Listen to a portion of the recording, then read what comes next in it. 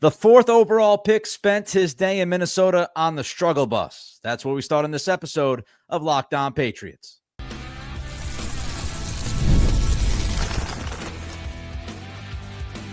You are Locked On Patriots, your daily New England Patriots podcast. Part of the Locked On Podcast Network, your team every day. What's up, Patriots fans? I'm your host, Nick Cattles, born and raised in New England. Also host of the Everything Pats podcast, co-host of the Greg Bedard Patriots podcast with Nick Cattles, and a sports talk show host veteran. On today's episode, the most steady part of camp goes off the rails on the second day of joint practices against the Vikings, and Drake Maye clearly passes the biggest challenge of his second NFL camp. But first, the top pick gets beat up by a top talent. We appreciate you joining the show, making us your first listen, and for being an everydayer. The Locked On Patriots podcast is a proud partner of the Locked On Podcast Network, your team every day. And today's episode is brought to you by Monarch Money. Take control of your finances with Monarch Money. Use code LOCKEDONNFL at monarchmoney.com for 50% off your first year. So my hope this week was that Will Campbell, if he struggled on Wednesday, he'd come back and he would have a better practice on Thursday. You get the Friday day off, then you go into the preseason game on Saturday. So learn from the lessons that you were given by the pass rush of Minnesota, the defense of Minnesota on Wednesday. Come back, take what you learned, and have a better practice on Thursday. It's all about the process. That was my hope for Will Campbell this week. Unfortunately, Thursday was a tough day for Campbell. Phil Perry posted, Jonathan Greenard giving Will Campbell all he can handle. Looked like 3 sacks in the span of 11 dropbacks off the rookie's side. Doug Kide posted, Campbell mostly beaten on the outside by Greenard. Now, I will say, I'd rather have Greenard beating Campbell to the outside than the inside, because that would give time, theoretically, for Maye to break contain, get away from that pressure. It would also allow Maye to step into the pocket, which is important. And we all know Campbell's biggest issue has been getting beat to the inside. So maybe Campbell was focused too much on getting beat to the inside and then gets beat to the outside by Greenard. But I would rather have somebody beat to the outside because it's easier for the quarterback to get away from that pressure. Back to the task at hand. Kide also posted, Campbell had a false start in the final period. This is going to happen. This is going to happen when we're talking about a rookie left tackle. You're going to have bad days. Mama said there are going to be days like this. You're going to have a bad day or 2 or even 3, maybe even 4 during a training camp. You're going to have bad days. But what I don't want to see, what I don't want to read, what I don't want to hear is Will Campbell stacking bad days. We don't want one bad day on Wednesday followed up by another bad day on Thursday. You don't want to allow this to become some kind of avalanche. You want to stop that downward momentum. You have a bad day on Wednesday, correct some things, have a better day on Thursday. Don't start stacking these rough days. Because unfortunately for Campbell, the job is the job. And when you're a left tackle, you have one bad stretch, like the stretch he had during Thursday's practice, giving up 3 sacks in a span of 11 dropbacks. When you are giving up 3 sacks, 3 pressures in a span of 11 dropbacks, if that's a regular season game, that could single-handedly ruin the game. So the margin for error at the position Campbell plays is so slim. And he said that during the draft process. He mentioned, if a tackle gets beat one time, it's a big deal. If you give up a sack, it's a huge deal. You can have so many other reps, take so many other snaps, do your job correctly, protect the quarterback. But if you give up a sack, if you have a bad stretch, it could ruin the day. And if your left tackle's day is ruined, usually your offense's day is ruined. So don't stack the bad days. I can live with a bad day here and there. 21-year-old rookie left tackle, but don't stack them. The other thing we have to discuss is the fact that this matchup is one of the toughest matchups Campbell is going to have all year long. Jonathan Greenard, if you're unaware, or maybe you don't necessarily appreciate how good that guy is, Greenard is excellent. He is one of the best pass rushers in football, and that is not being hyperbolic. If you look at pass rush win rate back in 2024, Greenard was 10th overall at edge, a top 10 edge rusher in that analytic. But then when you dive deeper into the stats, you really start to understand how good Greenard is. Greenard was one of just 2 edge defenders in the NFL, alongside Myles Garrett. You've heard of him. One of just 2 edge defenders in the NFL, alongside Garrett, to record 50-plus pressures, 10-plus sacks, 25-plus run stops, and 10-plus run stuffs. One of 2 guys to put that collection of statistics together last year. And I'm not going to sit here and excuse Will Campbell's tough 2 days. But if you're going to get beat, and if you're going to get beat semi-consistently, get beat by a beast. And Greenard is a beast. I would feel even worse if Will Campbell was getting beat like he got beat on Thursday. I'd feel even worse if it was some unknown guy, if it was some mid-pass rusher. If you're going to get beat like you got beat, get beat by one of the best. At least it softens the blow just a little bit. Another question I have, and obviously I wasn't on the ground in Minnesota, so I can't answer the question, but Jared Wilson did not practice on Thursday. He was out there in pads, but he did not practice. Ben Brown, interestingly enough, Ben Brown was the first left guard up during the joint practice. And I don't know if that played games with Campbell. I don't know if Campbell was overcompensating to the inside, being concerned about Ben Brown's ability to hold up. I don't know if he was concerned about the communication between he and Brown. I don't know if that messed with Campbell in any kind of way. Maybe not.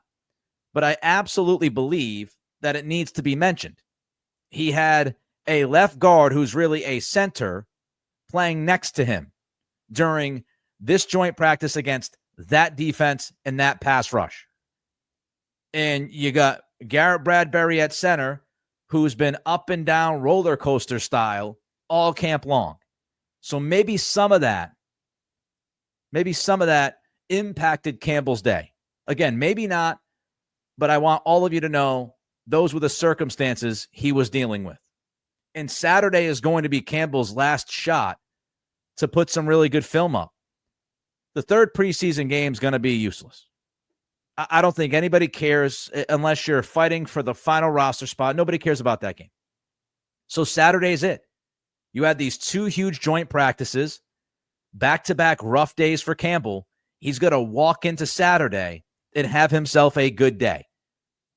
Because not only is the third preseason game useless, the media is not going to be at practice. We're not going to get these reports next week or the week after about what's happening at practice. So we will have no idea what is happening as the Patriots get ready for week 1 against the Raiders. We won't have much of a clue until game week. And of course, those practices are limited to the media and what they can see. So this is really the last shot on Saturday, I think, for Campbell to show out a little bit.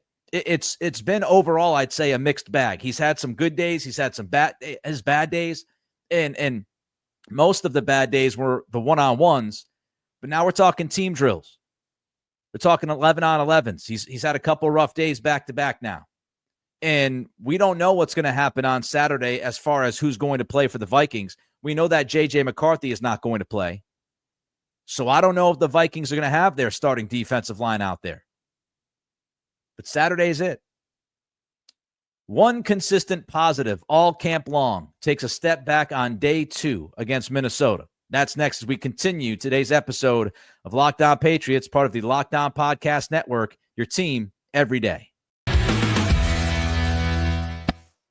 Ever wish managing your money felt easier? With Monarch Money, it can. Whether you're growing your savings or planning a big purchase, Monarch puts you in the driver's seat. It's like having your own personal CFO, giving you full visibility and control over your finances. Monarch Money is more than just a budgeting app. It's a complete financial command center. You can track all your accounts, investments, and spending in one single place. So in addition to managing your money, you're also building wealth. I mean, is there a specific category, takeout, subscriptions that continue to add up more than you expected and you want to address it? Monarch Money can help you do just that. Take control of your finances with Monarch Money.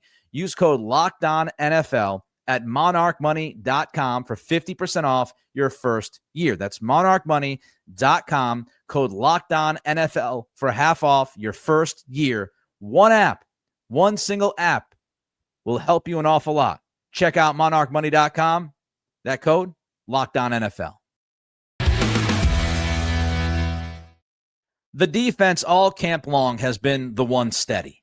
The one steady has been the defense, has been the pass rush. We have discussed it. And this week, I expected the offense to struggle against that very, very tough Minnesota defense. But I thought the Patriots defense would show up all week long and play very, very well. I have some questions about J.J. McCarthy. I have some questions about the wide receiver position without Justin Jefferson out there. And I thought the Patriots defense would continue that steadiness. Wednesday, it was good. Wednesday, tons of pass rush. Yesterday's episode, we praised the defense. They had a good day. On Thursday, not so much. I don't like reading the word shredded. And that's what I saw. I saw Andrew Callahan posting that the Patriots defense was getting shredded by McCarthy. Callahan has the numbers. He posts Minnesota won practice, especially up front.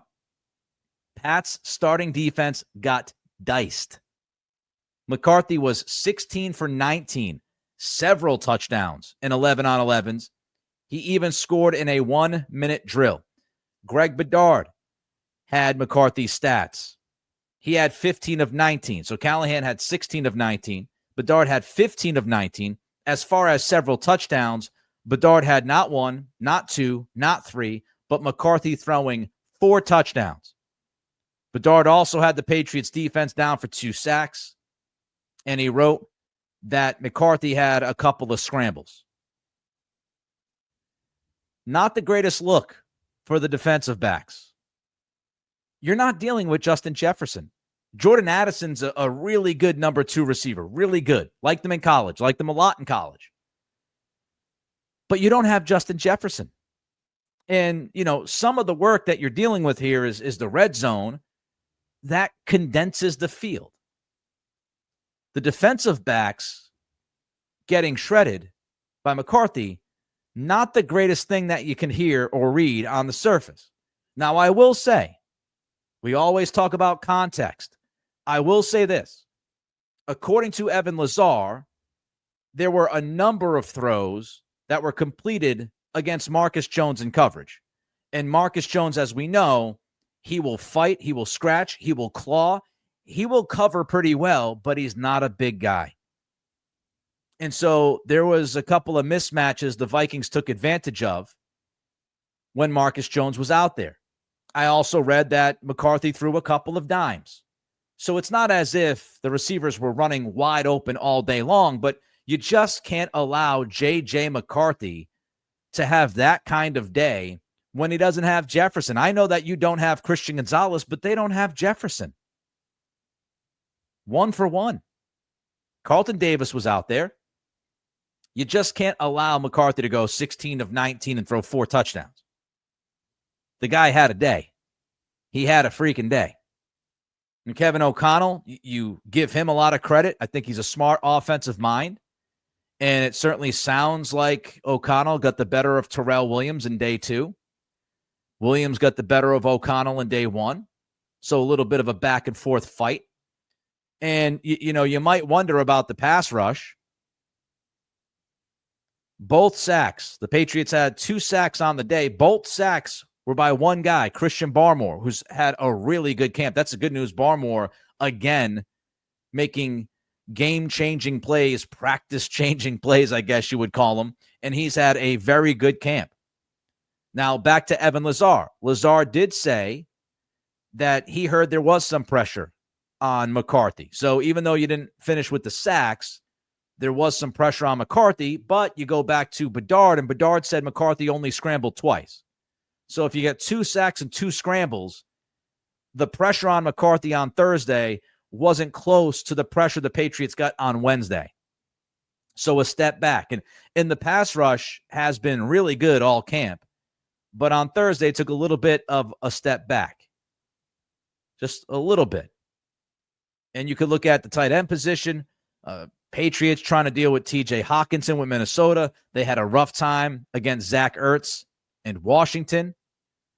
So we got to keep an eye on that part of the defense as well, which is, hey, can you defend good tight ends consistently? But overall, it's one bad day. As I mentioned with Campbell, you don't want bad days being stacked. The defense has not been stacking bad days. This is one bad day.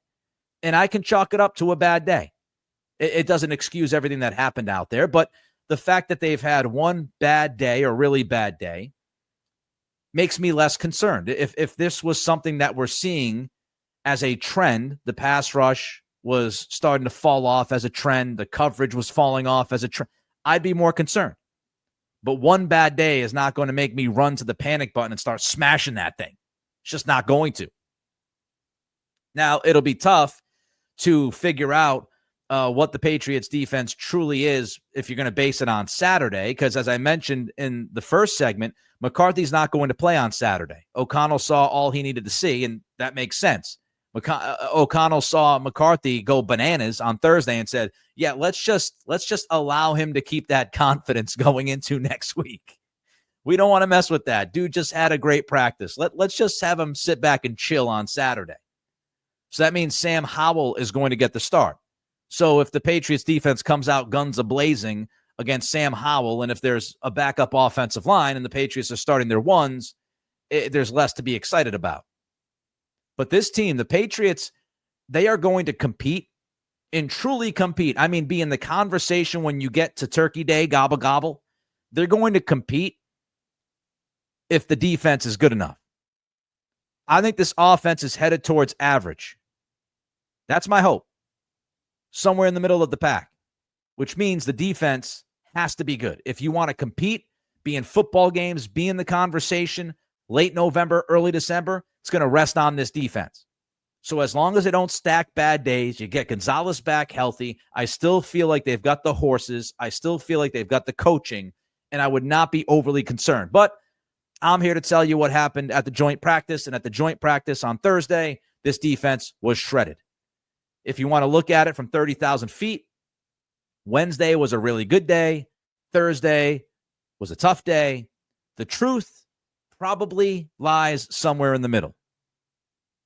They're probably not great, but they're probably not bad / getting shredded by J.J. McCarthy on a consistent basis. That's how I look at it. I have questions defending tight ends, defending the run. I've got some questions about the defense. But I think overall, big picture, this defense is going to be good. Now, I'm not worrying about the defense right now. If I was to try to list the worries, the defense would be on the lower end of the spectrum. Because on balance, totality of this camp, they've shown up, they've got pass rush, they've had good coverage, and they're hopefully getting Gonzalez back for week 1. Let's end on a high note, huh? We got that other stuff out of the way. The second-year quarterback steps up in Minnesota. That's next as we continue with today's episode of Locked On Patriots, part of the Locked On Podcast Network, your team every day. This episode is presented by Yahoo Fantasy. Best time of the year, folks. NFL kickoff almost here. And that means fantasy football season is back in full swing. And this year, Yahoo Fantasy turning things up with a fantasy football experience like never before. If you haven't played Yahoo Fantasy, what are you waiting for? You should. Whether you're a first-timer or a veteran making your millionth league, get involved. Yahoo Fantasy has been around for 28 years now. And to celebrate 28 years of fantasy football greatness, Yahoo Fantasy is dropping 28 big new features over 28 days throughout August. To kick it off, they just dropped Yahoo Fantasy Guillotine Leagues, a killer new way to play fantasy football on Yahoo, where the lowest scoring team gets eliminated each week until there's one team left standing. With the season around the corner, now's the time to get your league together and give this new mode a try. If you're more into the classics, I get it. You can still play in head-to-head private leagues or join a public league. Stay tuned for more killer announcements and start playing Yahoo Fantasy Football now at yahoofantasy.com/LockedOnNFL. Here's the best news this week. You ready for it? The best news this week?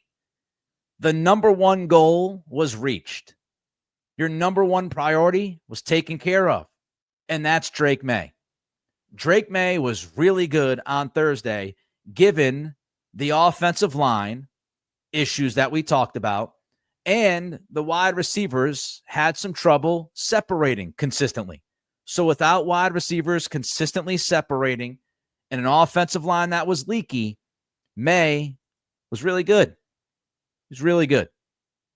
Doug Kyde posted, Maye went 7 for 8 with touchdowns to Diggs, Douglas, Henderson, and Booty in 7-on-7s. Now, you might be screaming, Nick, 7-on-7s. I understand. Let's get to the red zone drills. Taylor Kyles. Maye battled quick pressure and a lack of separation in red zone drills, but made good decisions and delivered on throws that were there. Phil Perry. Maye on the money when given time, but 2 good throws to Pop Douglas were dropped. Greg Bedard had stats for team periods. Drake Maye was 9 of 13 with not 1, not 2, but 3 touchdowns on the day. The most important part of Drake Maye's 2 joint practices against the Vikings is that when you look at the turnover number, there is a big, fat, shiny 0. Squadoosh. Nothing. Maye did not turn the football over. Heading into the joint practices, we said that was the biggest thing we were looking for. I didn't care if Maye completed only 55, 60% of his passes. I don't care if he had a couple of throws that he sprayed over the head of receivers because, the coverage was sticky or maybe he was getting pressured a little bit.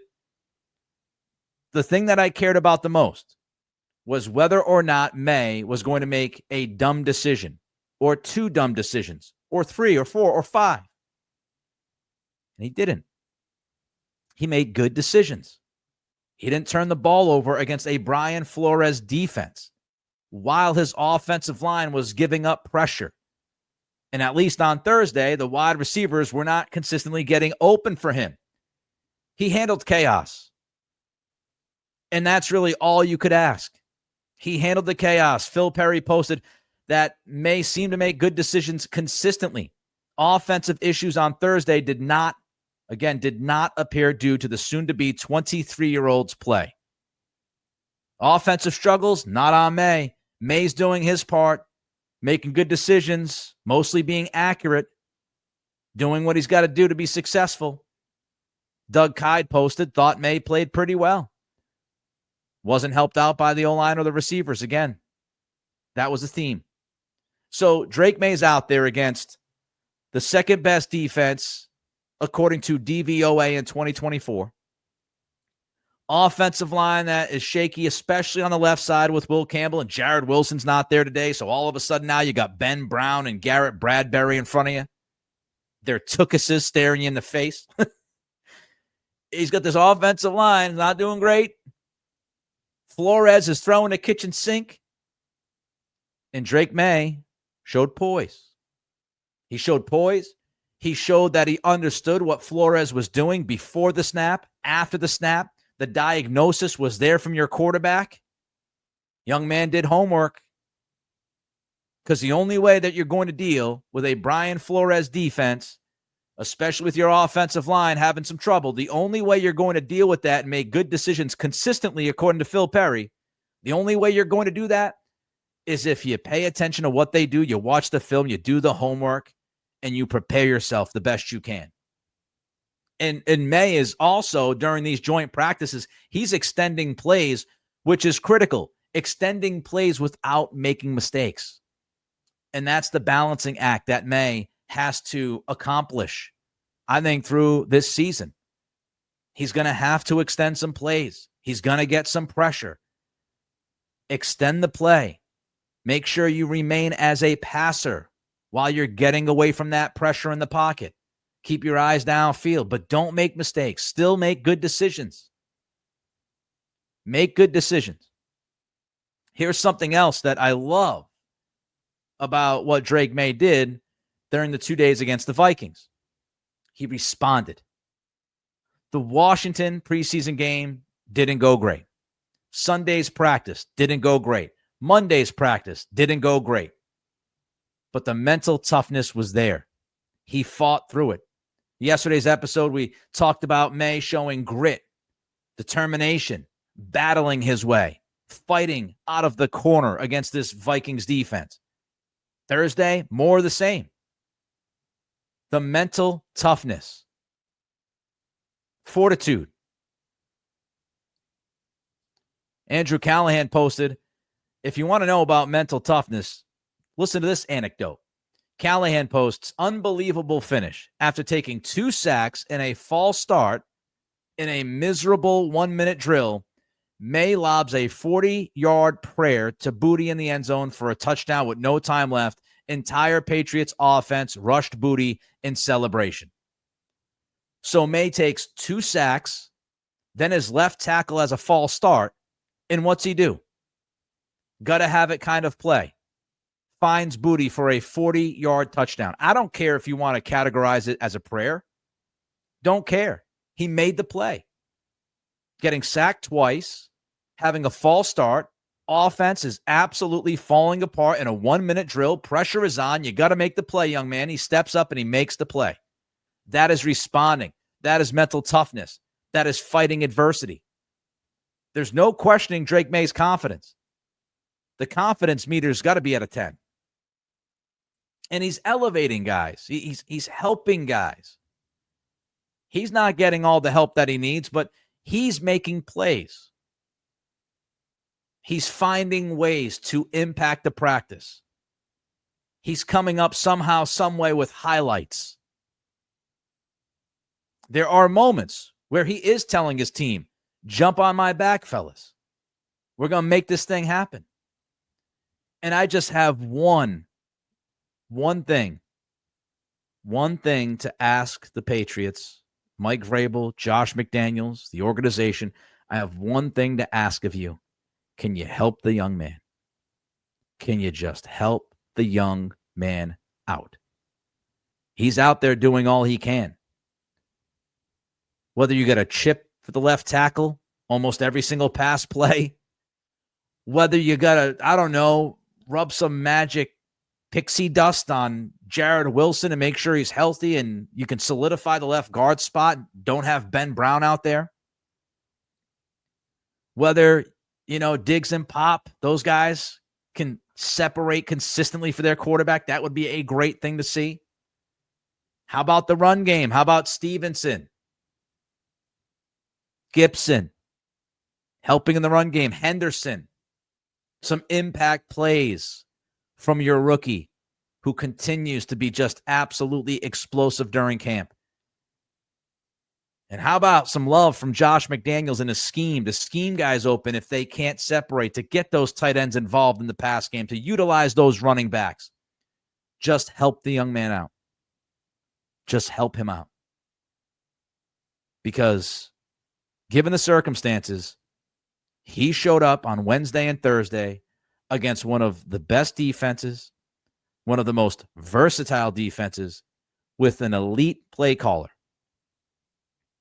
With things not working optimally around him. And he was good, if not really good, both days. That's how we end on a high note. That wraps up this edition of Locked On Patriots. Reach out to me on Twitter at Nick C Radio. Don't forget to throw a comment in on the YouTube channel. And don't forget to help us. Hit that like button, folks. The thumbs up only takes a second. Don't forget to subscribe. those subscribers are climbing and climbing. Thank you for making Locked On Patriots your first listen and for being an everydayer. For your second listen, check out Locked On Fantasy Football with hosts Vinny Iyer and Kate Maggiuk. Find Locked On Fantasy Football on YouTube or wherever you listen to podcasts. Have a great day and enjoy the game on Saturday.